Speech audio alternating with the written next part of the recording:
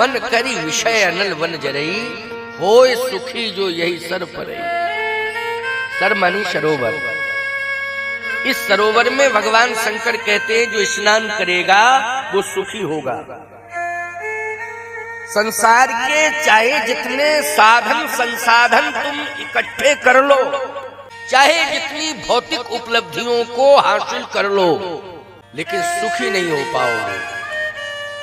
और सत्य है कि कौन प्राणी संसार में सुखी है, मुझे तो ऐसा नहीं लगता है। मैं तो एक गरीब की झोपड़ी से लेकर के एक बहुत बड़े उद्योगपति तक जाता हूँ, अनुभव है मेरा। बड़े बड़े उद्योगपतियों की यहाँ भी कथा होती है और एक गरीब की यहाँ भी कथा होती है, सब जगह का अनुभव है। लेकिन मुझे ऐसा लगता है कि सबने अपना अपना दुख सुनाया है, सबने अपना अपना दुख सुनाया। उद्योगपतियों ने तो और ज्यादा सुनाया दुख, ऐसा ऐसा दुख सुनाया है उन्होंने कि महाराज जी आप मिल गए, अब मुझे कोई आधार दे दो, नहीं तो सल्फास खाऊंगा। बड़े बड़े, मैंने कहा क्या धन की कमी, कोई घाटा लग गया? बोले धन तो बहुत है, धन की कोई कमी नहीं है। फिर क्यों इतने दुखी हो रहे हो? क्या बीमार रहते हो?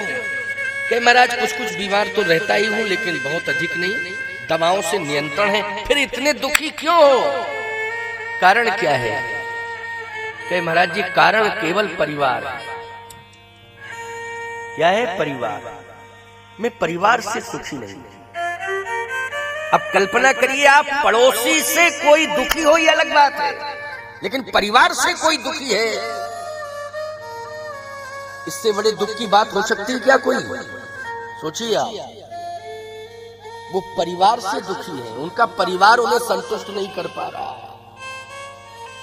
वो इतना तक सोच चुके हैं कि अब मैं रहना नहीं चाहता हूं, अब मैं रहना नहीं चाहता।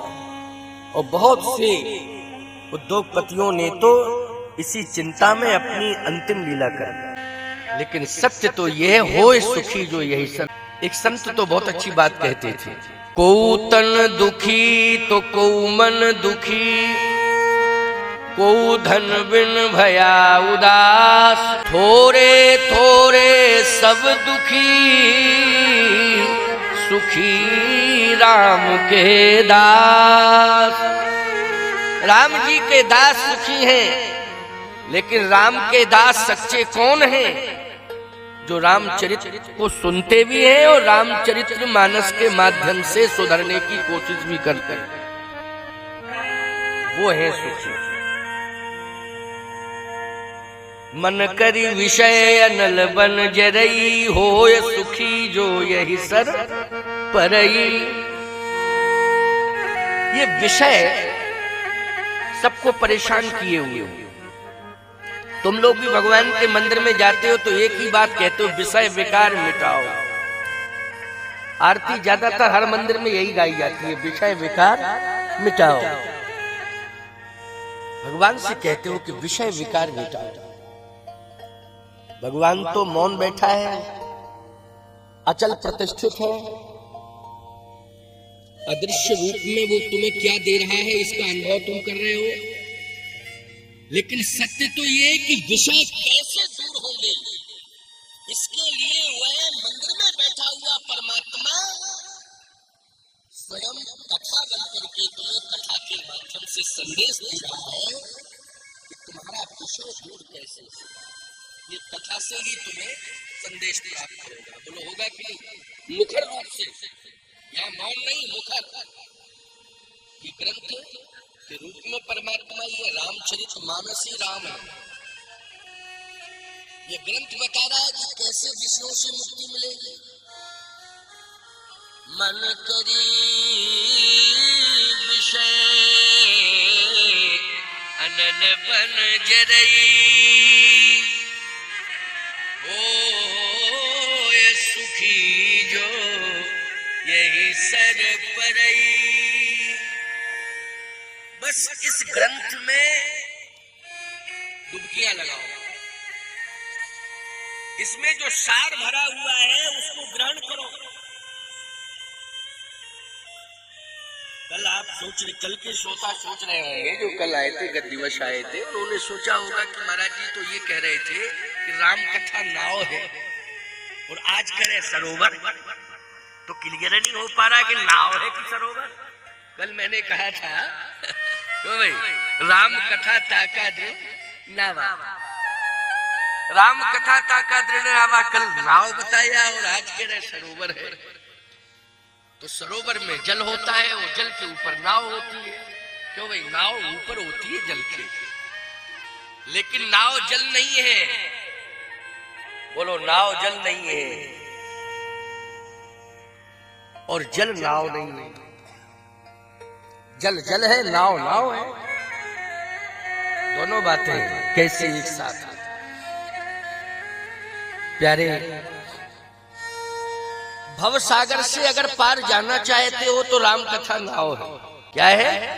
नाव है। इसी में बैठना पड़ेगा तो भव सागर से पार हो जाओगे।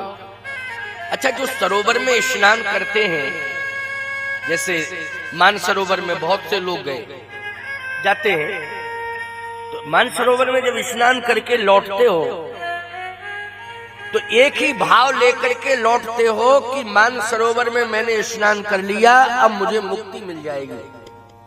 ये भाव रहता है।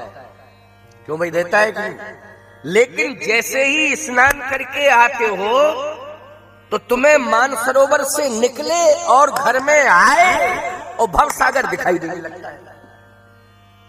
क्यों, क्या दिखाई देने लगता है? भव सागर। अब मानसरोवर में गए, स्नान करके चले आए, लेकिन देखा घर में आके तो क्या दिखाई दिया? मानसरोवर दिखाई नहीं दिया, वहां तुम्हें भव समुद्र दिखाई दिया। क्या दिखाई दिया? भव समुद्र। वही परिस्थितियां देखने को मिल रही हैं, प्रतिकूल वातावरण भी वही मिल रहा है। खूब अपने मन को समझा रहे हो, लेकिन इसके बाद भी मन संतुष्ट नहीं हो रहा है। कितने लोग हैं जो चार धाम की यात्रा करके अब वापस आते हैं कि नहीं? कि महाराज हमारे तो चार धाम हो गए, लेकिन चार धाम की यात्रा करने के बाद घर में जैसे आते हैं वैसे ही घर जैसा मन हो जाता है। हो जाता है कि नहीं हो जाता है? तो फिर मुझे लगता है क्या आपने ये समझ रखा है कि चार धाम की यात्रा करने की परंपरा है, इसलिए उसका आप निर्वाह कर रहे हैं? परंपरा है इसलिए उसका निर्वाह कर रहे हैं? नहीं नहीं प्यारे, मन को यदि आप वश में करना चाहते हैं, पवित्र बनाना चाहते हैं, तो चार धाम कर लीजिए, चाहे मानसरोवर में स्नान कर लीजिए, चाहे आप तीर्थराज प्रयाग में 1 महीना माघ मेला में वास कर लीजिए। परंतु नित्य यदि मन को निर्मल बनाना है, मन को समझाना है और मन को पवित्र रखना है, तो इसके लिए एक ही सरल उपाय है कि अपने साथ प्रतिदिन मानस को रखो और उसको पढ़ो। तो ये मानस नाव भी है, ये मानस मानसरोवर भी है, ये मानस त्रिवेणी भी है और ये मानस मोक्ष का द्वार भी है। क्यों भाई, सारे उपाय है कि नहीं? सारे उपाय इसमें। अब इसको अपने साथ रखने में कठिनाई नहीं है। बताइए, कठिनाई हो तो बताओ। प्रयाग में 1 महीने से ज्यादा रहोगे तो दिक्कत आ जाएगी आपको, क्योंकि महात्मा लोग सब अपना पंडाल ले आएंगे, आप कहाँ रहोगे? बोलो, अभी तो 1 महीना साधुओं के खालसों में जाके रह लेते हो, इसके बाद कब रहो? कैसे रह पाओगे? आप कहो महाराज भवन बना के रहेंगे, इतनी व्यवस्था नहीं हो पाएगी। ये तो सोचना ही क्या। किसी साधु के आश्रम में भी रहोगे निरंतर तो फिर वहाँ सेवा स्वीकार करनी पड़ेगी, या अथवा साधु बनना पड़ेगा, या सेवा साधु भी बन जाओगे तब भी सेवा स्वीकार करनी पड़ेगी। समस्या है। लेकिन मैं कहता हूं बिल्कुल समस्या नहीं है। आप तीर्थ करिए, आप मानसरोवर में स्नान करिए, आप देवी देवताओं के मंदिरों में जाइए, लेकिन अपने जीवन के साथ रामचरितमानस को जोड़ लीजिए कि हम 5 दोहा निश्चित रूप से पढ़ेंगे और उसका अर्थ भी समझेंगे कि अर्थ क्या है। इन 5 दोहे में हमें क्या समझने को मिला है, कि आप करिए तो देखो, होए सुखी जो यही सर पर आप सुखी हो जाएंगे।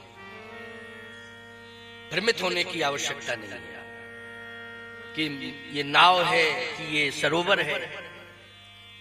अब एक और बढ़िया बात स्मरण हो आई, इसमें अनल वन जरई। मुझे लगता है कि संसार में एक और हम देखते हैं तो हमें भव समुद्र दिखाई देता है संसार, और दूसरी ओर हम देखते हैं तो मुझे लगता है कि समस्याओं का बहुत बड़ा जंगल है, वन है। क्यों भाई, किसका वन है? समस्याओं का बहुत बड़ा वन है। अच्छा, तो भैया अब हम समस्याओं के वन में अगर रह रहे हैं, जंगल में, तो रह रहे हैं, अब हमारा ही तो वन है वो। नहीं नहीं नहीं, एक दिन तुम्हें वन को भी छोड़ना पड़ेगा, जंगल को। कब? जब जंगल में आग लग जाएगी तब। बोलो भाई, छोड़ना पड़ेगा कि नहीं? तुम्हारा ही है वो वन, तुम्हारा ही जंगल है, तुम्हारा अधिकार है उस पर। समस्याएं सहने की क्षमता भी है तुम्हारे अंदर, लेकिन जिस दिन उसमें आग लग जाएगी उस दिन तुम रह नहीं पाओगे, मजबूरी में तुम्हें छोड़ना ही पड़ेगा। तो आप कहोगे महाराज छोड़ना पड़ेगा तो क्या बच जाएंगे? जब चारों तरफ आग लग जाएगी तो भाग भी नहीं पाओगे, जल के मर जाओगे, यही होगा। लेकिन बच जाओगे। कैसे बच जाओगे? एक ही विकल्प है, यदि उस जंगल के अंदर तुम्हें एक सरोवर मिल जाए तो। बोलो, है उपाय कि नहीं? क्या मिल जाए? सरोवर। अगर सरोवर मिल गया तो ईमानदारी से बचाओ, घनघोर आग लगी रहे, लेकिन तुम बच जाओगे कि नहीं बच जाओगे? बच जाओगे। लेकिन मिलना चाहिए क्या? सरोवर। चाहे जितनी बड़ी समस्याएं जिंदगी में क्यों ना आ जाएं, चाहे जैसी घनघोर आग क्यों ना लग गई हो, चारों तरफ भीषण आग लग गई हो, लेकिन तुम्हारा अस्तित्व बचा रहेगा। कैसे बचा रहेगा? जैसे जंगल में आग लग जाए, भागने का रास्ता कहीं से नहीं मिल रहा हो, न मिल रहा हो, लेकिन यदि उसी जंगल के मध्य में एक जल से भरा हुआ सरोवर मिल जाए तो निश्चित रूप से तुम बच सकते हो। पूरा जंगल खाक हो जाएगा, लेकिन तुम्हारा अस्तित्व उस सरोवर के कारण सुरक्षित रहेगा। ठीक इसी प्रकार से काम, क्रोध, लोभ, मोह, मद, मत्सर आदि आदि जितने भी विकार हैं, चाहे जितना तुम्हारे ऊपर हावी क्यों ना हो, लेकिन वो तुम्हारा अस्तित्व नष्ट नहीं कर पाएंगे। अगर मानस रूपी मान सरोवर में तुम स्नान करते रहोगे, तुम्हारा अस्तित्व सुरक्षित रहेगा, ये कुछ नहीं बिगाड़ पाएंगे तुम्हारा, चाहे जितने हावी हो। बच जाओगे, सुरक्षित हो जाओगे। इसलिए भगवान शिव कहते हैं, संसार के प्राणियों, अगर तुम सुरक्षित रहना चाहते हो इस घोर कलिकाल में, झंझावादों के मध्य, समस्याओं के मध्य यदि सुखी रहना चाहते हो तो एक ही उपाय है, एक ही तरीका है कि इस घोर कलिकाल में मानस को आधार बना लो, ग्रंथ को आधार बना लो, उसकी शरण में रहो, तो ये जल का काम करेगा। किसका काम करेगा? जल का काम करेगा, तुम्हें शीतलता प्रदान करता रहेगा।